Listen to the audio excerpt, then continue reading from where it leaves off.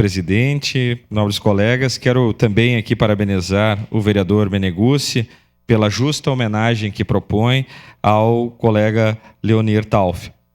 Quero evitar tautologias e tudo que foi falado sobre o Leonir, mas gostaria aqui de relatar momentos que nós convivemos, principalmente na nossa profissão, como advogados trabalhistas, e dizer que o Leonir ele é um colega assim que a gente se espelha e aprende muito.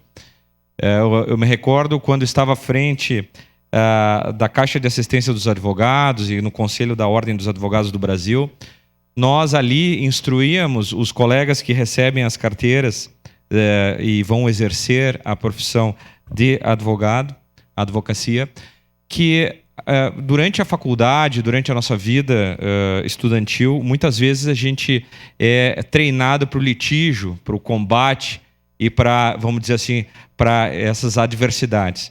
Contudo, na profissão, nós temos que saber valorizar os colegas e ter lealdade justamente com aquele que às vezes é o nosso adversário numa causa.